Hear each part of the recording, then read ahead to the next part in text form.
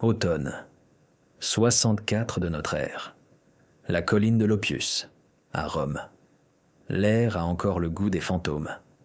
C'est une saveur amère, cendrée, qui s'accroche au fond de la gorge, une fine poussière qui se dépose sur votre tunique et craque entre vos dents. Depuis des semaines, Rome est un bûcher funéraire, et ici, sur les pentes de l'Oppius, vous pouvez voir la véritable ampleur de la dévastation. En contrebas, les restes squelettiques des insulae, les grands immeubles d'habitation, se dressent comme des dents noircies contre un ciel de la couleur d'une prune meurtrie. Le Circus Maximus évidé est un bassin de cendres. Le cœur autrefois sacré de la ville, du Palatin à l'Esquilin, est un désert de bois carbonisé, de plomb fondu et de marbre brisé. Le grand incendie a consumé 10 des 14 districts de Rome. Il a consumé l'histoire. Mais un homme ne voit pas une fin, mais un début. Il se tient à quelques pas, sa silhouette se détachant sur l'horizon enfumé. Son nom est Néron, Claude César, Auguste, Germanicus, et il est le maître de ces ruines. Il n'est pas vêtu du violet sombre du deuil, mais d'une tunique de soie tyrienne vibrante, une touche de couleur défiante dans un monde monochrome. Il donne un coup de pied dans un morceau de maçonnerie brûlée avec une sandale dorée. Son expression indéchiffrable. À ses côtés, 2 autres hommes se tiennent en contraste saisissant. Ce ne sont pas des courtisans ou des sénateurs. Ce sont des artisans, leurs mains calleuses, leurs visages tannés par le soleil italien. Leurs noms sont Severus et Celer, les architectes et ingénieurs les plus renommés de l'Empire. Ce sont les hommes qui ont construit des ponts au-dessus de gouffres impossibles et des aqueducs qui ont dompté les montagnes. Mais ce que Néron envisage maintenant est plus audacieux que n'importe quel pont. Ils disent que j'ai joué du violon pendant que Rome brûlait, dit Néron, sa voix douce, presque un murmure contre le vent qui porte la poussière des morts. Des imbéciles. Un artiste doit d'abord nettoyer sa toile. Il se retourne et ses yeux, aux paupières lourdes mais vifs, se fixent sur Severus. Tu vois cette désolation, Severus? Ce vide? Je vois un jardin, un monde, mon monde. Severus, un homme de pragmatisme, de contrainte du bois et de carrière de calcaire, se contente de hocher la tête. Il sait qu'il ne faut pas interrompre la vision de l'empereur. Néron fait un geste ample du bras, un geste qui englobe des centaines d'hectares de biens immobiliers romains de premier choix, désormais commodément débarrassés de leurs habitants et de leurs structures gênantes. Ici, proclame-t-il, nous ne reconstruirons pas leur misérable taudis de briques. Nous construirons un paradis, une domus aurea, une maison dorée. Celer, l'ingénieur toujours plus pragmatique, déplace son poids. Majesté, l'échelle que vous proposez, l'acquisition des terres à elle seule. Néron rit, un son court et sec, dénué d'humour. Les terres sont acquises. L'incendie fut un propriétaire des plus efficaces. Il s'approche, son regard intense. Il y aura une statue colossale de moi-même en sol, le dieu soleil, à l'entrée. Un stagnum, un lac artificiel, si vaste que des navires de guerre pourront y manœuvrer. Des vignobles, des pâturages, des forêts remplies de bêtes sauvages, le tout à l'intérieur des murs de la ville. Ce sera un palais qui fera honte aux pyramides. Ce sera une demeure digne d'un dieu vivant. L'ambition est à couper le souffle. C'est de la folie. Cela ruinerait le trésor de l'Égypte, sans parler de celui de Rome. Severus et Celer échangent un regard, un éclair d'alarme professionnelle mêlé au frisson d'un défi impossible. Ils ont construit de grandes choses, mais ceci est tout autre chose. C'est la refonte de la capitale du monde à l'image de l'ego d'un seul homme. Mais Néron n'a pas fini. Il les mène au point le plus haut de la colline, où la brise fraîche offre un certain répit à la chaleur persistante des ruines. La villa principale se dressera ici, dit-il en montrant du doigt, et en son cœur, Je veux la salle à manger principale, la Senatio Principalis. Il marque une pause, laissant le moment planer dans l'air. Je ne veux pas seulement qu'elle soit belle, Severus. Je veux qu'elle soit divine. Il se tourne vers son architecte, sa voix baissant sur un ton de conspiration. Les philosophes disent que l'univers tourne. Le soleil, la lune, les étoiles, ils tournent autour de la terre dans une danse céleste. Je veux que ma salle à manger fasse de même. Severus le regarde, incrédule. Majesté, elle tournera, dit Néron, un lent sourire s'étalant sur son visage. Le jour et la nuit, la pièce entière, ou peut-être juste le plafond, tournera, imitant le mouvement des cieux. Mes invités dîneront sous un cosmos mouvant. Ils festoieront comme les dieux sur l'Olympe. Il pose une main sur l'épaule de Severus, sa prise étonnamment ferme. On dit que je suis un dieu. Il est temps que ma demeure reflète ma station. Pouvez-vous la construire, architecte? Pouvez-vous maîtriser l'univers pour mes dîners? La question flotte dans l'air, remplie de cendres. Ce n'est pas une requête, c'est un ordre. Devant lui, Severus Celer, maître de la pierre et du bois, voit le problème non pas comme une question d'art, mais de mécanique pure et brutale. Comment faire tourner un toit pesant des centaines de tonnes dans un mouvement perpétuel et silencieux? Les principes sont inconnus, les matériaux non testés à cette fin. Cela nécessiterait une machine d'une échelle et d'une complexité sans précédent, un moteur caché pour alimenter un miracle. C'est une tâche qui confine au sacrilège, à la défiance des lois mêmes de la nature. Mais refuser l'empereur, surtout cet empereur, en ce moment de sa terrible et ardente renaissance, c'est s'attirer un sort bien pire que l'échec. Severus regarde les ruines fumantes de Rome, la toile de cette nouvelle vision terrifiante. Il sent sur ses épaules le poids du trésor d'un empire, le sort de milliers d'artisans et l'impatience brûlante d'un dieu vivant. Il croise enfin le regard de Néron. Oui, César, je peux. Des mois plus tard, l'air sur la colline du Xélius ne sent plus la cendre, mais le travail. L'odeur de la poussière de carrière, du chêne fraîchement scié et de la sueur de milliers d'hommes flotte désormais dans l'air. La ruine de Rome a disparu, raclée jusqu'au roc. À sa place, une ville d'échafaudage s'élève. Un squelette de bois attendant sa peau de marbre. Au cœur de ce vaste chantier, dans une grande tente ouverte servant de quartier général de campagne, Severus et Celer sont en guerre avec la physique. La tente est un maelstrom d'idées. Des rouleaux de papyrus montrant des coupes transversales et des plans d'élévation sont lestés de pierres polies contre la brise. Des tablettes de cire, marquées de calculs et de schémas griffonnés à la hâte, sont empilées en tas précaires. Celé se tient devant une immense table en bois, les manches de sa tunique retroussées, ses mains grises de poussière de charbon.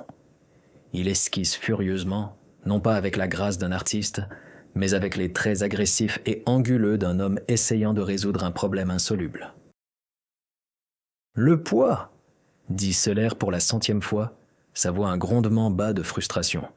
Tout revient toujours au poids, Severus. Il pointe un doigt poussiéreux vers un schéma du dôme proposé. Le béton romain est une merveille. Il est solide, il est polyvalent, mais il est fantastiquement lourd. Tu veux un dôme de 15 mètres, décoré de mosaïques de verre et de caissons dorés, qui tournent comme une toupie d'enfant? Les dieux eux-mêmes auraient du mal avec la charge. Severus, sirotant calmement du vin coupé d'eau dans une simple coupe d'argile, observe le chaos. Alors nous le rendons plus léger.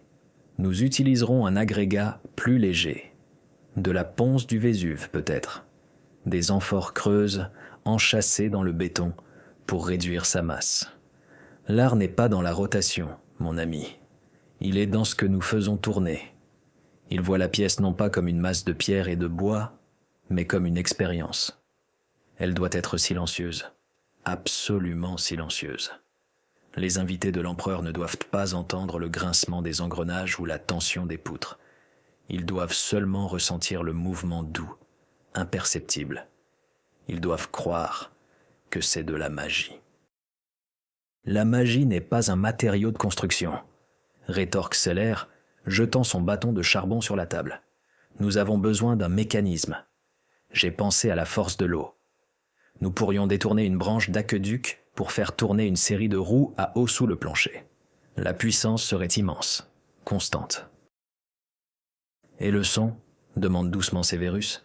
Le rugissement d'une écluse pendant une récitation de poésie, l'humidité s'infiltrant dans les fresques, le risque constant d'une fuite inondant les fondations. Non, il faut que ce soit sec, il faut que ce soit silencieux. Depuis des semaines, c'est leur danse. Severus définit l'esthétique impossible, Seller se débat avec la mécanique brutale. Il considère les principes appris des engins de siège de l'armée, le couple immense d'une baliste, la puissance de traction d'une grue. Il discute des moulins à grains d'hostie où d'énormes meules tournent sur un pivot central. C'est cette image qui commence à s'imposer. Une grande piste circulaire, une plateforme tournante, mais comment la faire bouger en douceur ? Un après-midi, une cohorte de fabris légionnaires, des ingénieurs détachés de la garde prétorienne pour leur habileté, traînent un bloc de marbre massif sur le chantier. Ils utilisent un système de rouleaux en bois, d'épaisses bûches de chêne, posées sur une voie devant la pierre. Au fur et à mesure que la pierre avance, des hommes saisissent les rouleaux laissés derrière et se précipitent pour les placer à l'avant. C'est lent, maladroit et laborieux. Seller les observe, le front soucieux. « Des rouleaux », murmure-t-il. La friction est encore trop élevée, le bruit serait assourdissant, mais le principe. Il retourne en hâte à la tente, saisissant une tablette de cire propre. Severus observe son partenaire, saisi par une inspiration soudaine, commencer à dessiner. Seller dessine 2 anneaux massifs et concentriques. « Pas des rouleaux », explique-t-il, la voix rapide d'excitation. Des roulements. Un anneau stationnaire de marbre poli, parfaitement de niveau dans les fondations. Et au-dessus, l'anneau rotatif, la base de la structure du plafond. Mais entre les deux, il grave une série de cercles entre les 2 anneaux. Des sphères. Pas du bois, du bronze, des centaines de sphères de bronze parfaitement moulées et polies, maintenues dans une cage en bois pour les espacer, le tout reposant dans un canal rempli d'huile d'olive. C'est une pensée révolutionnaire. Un roulement à billes primitif et gargantuesque. La friction serait considérablement réduite. Le poids du dôme serait réparti sur des centaines de points de contact. Les yeux de Severus s'écarquillent. Il en voit l'élégance, le génie. Le mouvement serait fluide, presque sans friction. Presque, avertit Seller, il faudra toujours une force immense pour le faire tourner. Une force constante et contrôlable. Il essuie la tablette et commence un nouveau schéma, cette fois un niveau en dessous du premier. Il dessine un axe massif et vertical descendant du centre de la structure rotative du plafond. Au bas de cet axe, il dessine un moyeu avec de longs rayons rayonnants, comme le cabestan d'un navire. « Et voici, dit-il, en faisant de petites marques autour du cabestan. Notre moteur. Pas de l'eau, pas de bêtes, des hommes, des esclaves, une équipe de 20, peut-être 30, dans une chambre profonde sous le réfectoire. Ils marcheront en cercle, poussant ces barres. Ils sont silencieux, ils sont infatigables, et leur vitesse peut être contrôlée par le claquement d'un fouet. Ils seront les fantômes dans la machine. Le voilà, un plan terrifiant, monstrueux, brillant, un système de roulement à billes en bronze lubrifié à l'huile, actionné par un moteur caché de muscles humains. C'est une solution de force brute, mais c'est une solution néanmoins. Severus regarde les dessins, les couches de complexité, la chambre de puissance souterraine, la piste de roulement conçue avec précision, le dôme léger en béton de pierre ponce flottant au-dessus de tout. C'est une machine à l'échelle d'un temple. Il ramasse le morceau de fusain abandonné par Seller. Il ajoute un détail au sommet du dessin du dôme. Un oculus, un œil ouvert sur les cieux.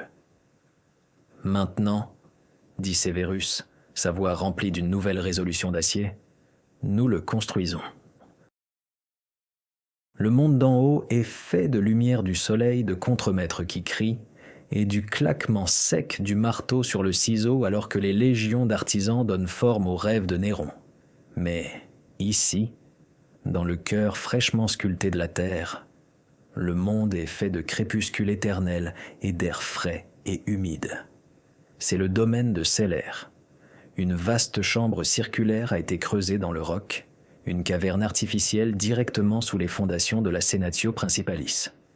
La seule lumière provient de lampes à huile vacillantes qui projettent de longues ombres dansantes, donnant à la machinerie à moitié construite l'apparence des os d'une grande bête primordiale. L'air est épais de l'odeur de la terre mouillée, de l'huile de lampe et de l'âcre effluve métallique du bronze fraîchement coulé. Au centre de la chambre se dresse le cœur colossal du mécanisme. Un axe vertical en bois de fer. Un unique tronc importé à des frais ruineux des denses forêts de Germanie, si épais que 3 hommes ne peuvent joindre leurs mains autour. Il s'élève d'un socle de pierre et disparaît dans l'obscurité du plafond, où il se connectera au dôme rotatif au-dessus.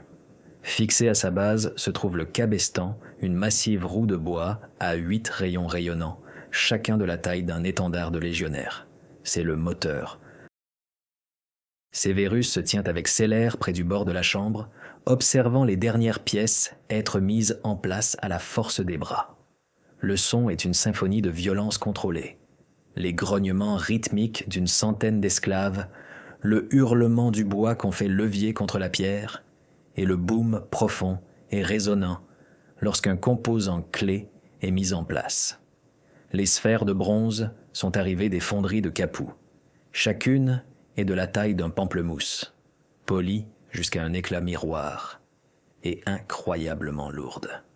Elles sont la fierté de Seller, coulées avec une précision habituellement réservée aux statues des dieux. Les légionnaires Fabri préparent méticuleusement la voie de roulement inférieure. C'est un anneau parfait de granit poli, sa surface si lisse qu'elle reflète la lumière des lampes comme de l'eau noire. Chaque pierre a été mesurée, nivelée et posée avec une précision qui ferait pleurer un mosaïste. Une seule imperfection, une variation d'une fraction de pouce, pourrait faire grincer, trembler et tomber en panne tout le mécanisme. Le canal de lubrification est terminé, dit Seller en désignant une rainure creusée dans l'anneau de granit. Nous le remplirons avec la meilleure huile d'olive d'Ombrie. Elle devrait assurer un mouvement fluide pendant des mois avant d'avoir besoin d'être renouvelée. Un nouveau son résonne du tunnel menant à la surface, le cliquetis des chaînes et le murmure sourd de dizaines de voix. Une colonne d'hommes est introduite dans la chambre. Ce ne sont pas des artisans, ce sont des Gaulois, des Bretons, des Daces, des captifs de guerre lointaine, leurs corps maigres et noueux de muscles par une vie de dur labeur, leurs yeux vides de la résignation morne des esclaves. Ils sont le carburant de la machine. Ils sont dépouillés jusqu'à leur pagne et alignés devant un contremaître, un affranchi au visage sévère avec un fouet de bouvier enroulé sur son épaule. Il les inspecte comme un intendant inspecte de nouvelles mules, attrapant un bras ici, vérifiant les dents d'un autre là. Il sélectionne 24 des plus forts et leur fait signe de prendre place au cabestan, 3 hommes pour chacun des 8 rayons. Le rapport d'engrenage est immense, explique Seller, sa voix dénuée d'émotion alors qu'il observe les hommes être enchaînés en position. Pour chaque cercle complet qu'ils parcourent ici, le plafond au-dessus n'aura bougé que de quelques centimètres. Le mouvement sera imperceptible, comme l'empereur l'a exigé. Mais pour y parvenir, ils doivent marcher pendant des heures, sans pause. Severus observe la scène, un nœud se resserrant dans son estomac. Il est architecte, créateur de beaux espaces.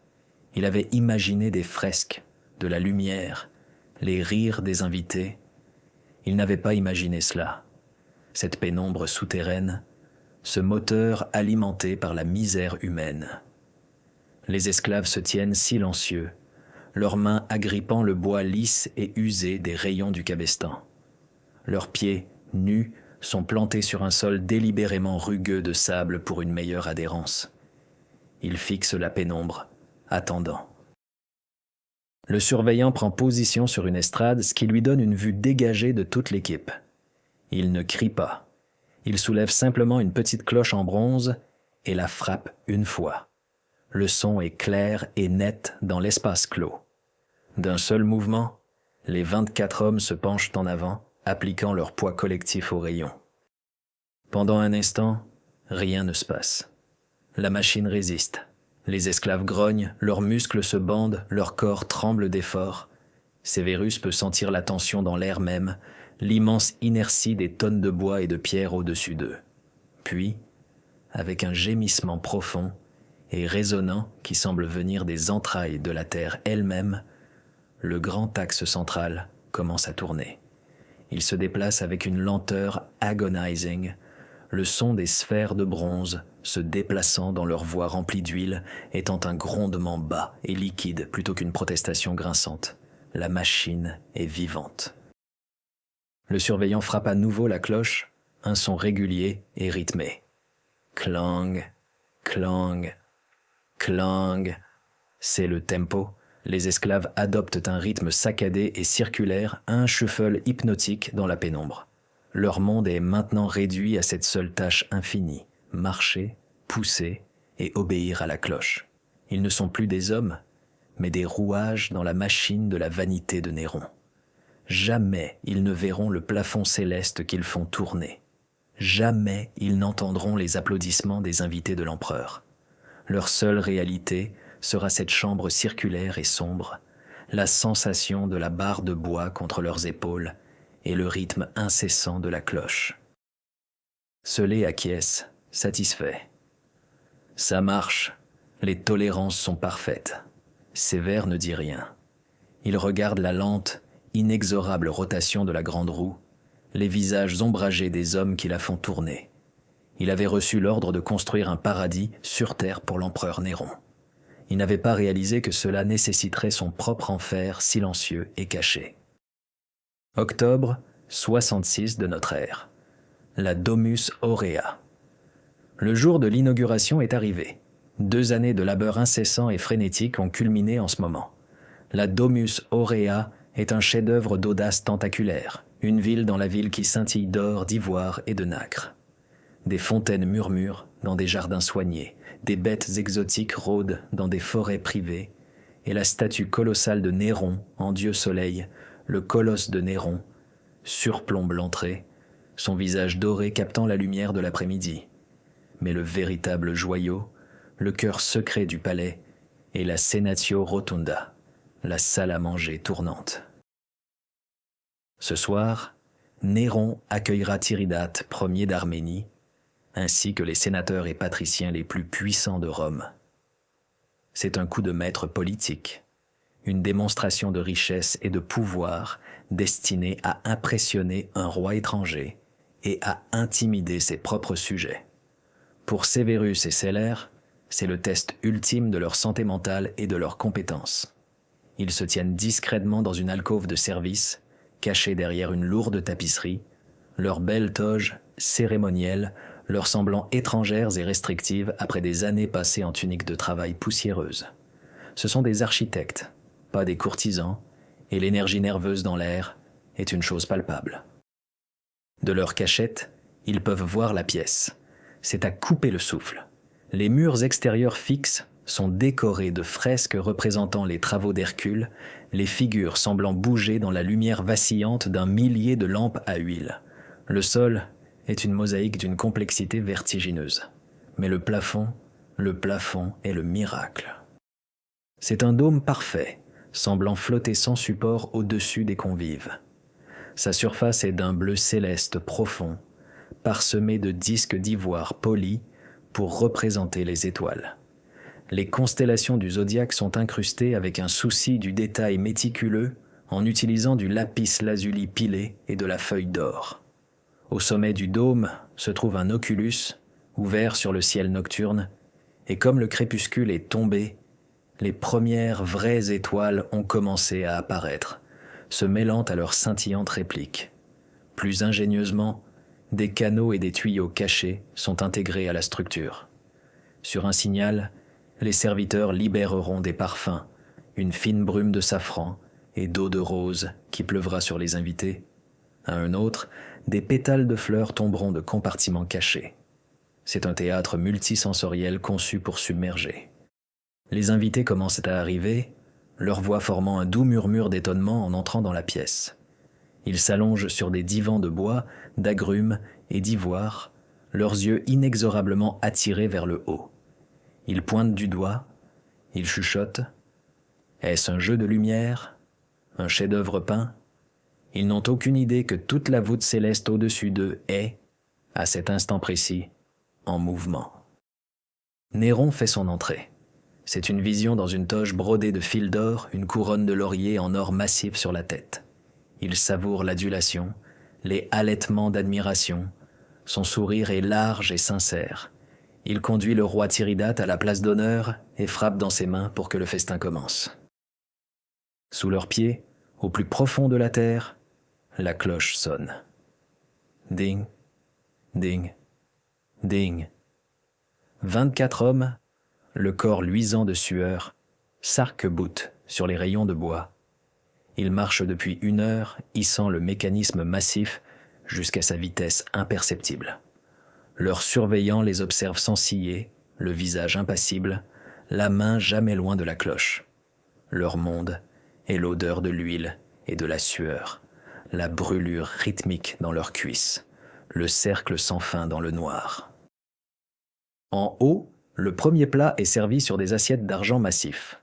Le vin, refroidi par la neige descendue des Apennins, est versé dans des gobelets de cristal. Tandis que les invités mangent et boivent, un sénateur, homme connu pour ses connaissances astronomiques, se fige soudain. Il plisse les yeux en direction du plafond. « Attendez, dit-il, sa voix tranchant à travers le brouhaha. Il pointe un doigt taché de vin vers le haut. Orion, la constellation. Quand nous sommes arrivés, elle était là. Il indique une position près du mur est. Maintenant, elle est plus près de l'oculus. Elle a bougé. Une vague de confusion et d'excitation se répand dans la pièce. D'autres commencent à suivre leur propre constellation familière. Ils la voient aussi. La sphère céleste entière tourne. Mais comment? Il n'y a aucun son, aucune vibration, aucun frisson. Juste une lente, majestueuse, impossible procession des étoiles à travers le ciel du dôme. Elle se déplace en phase avec les cieux eux-mêmes. Le roi Tiridate reste figé, la bouche ouverte. Il a vu les merveilles de l'Orient, les grands temples de Perse, mais il n'a jamais vu une magie pareille. Il se tourne vers Néron, les yeux écarquillés d'un mélange de peur et de révérence. Néron se contente de sourire.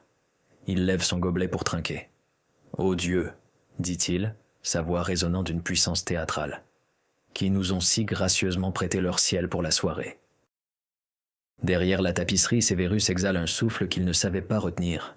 Scellé lui tape silencieusement sur l'épaule, un sourire rare fissurant son visage austère. Ils l'ont fait, ils ont construit une machine qui fabrique la divinité.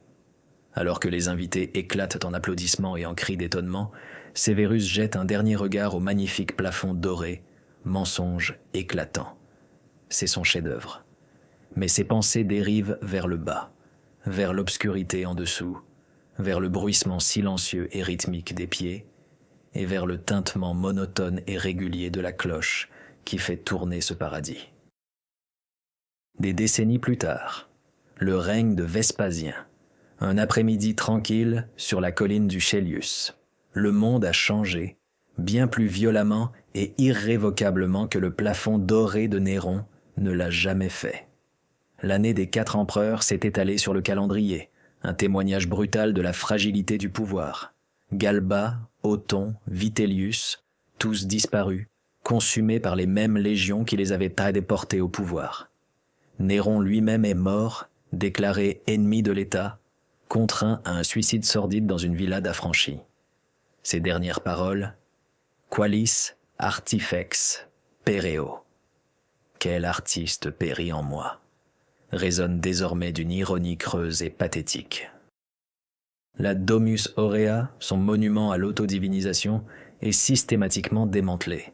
Le nouvel empereur Vespasien, un soldat pragmatique et endurci par la bataille de la dynastie flavienne, n'a que faire de telles fantaisies décadentes. C'est un bâtisseur, mais il bâtit pour le peuple, pas pour l'ego d'un seul homme.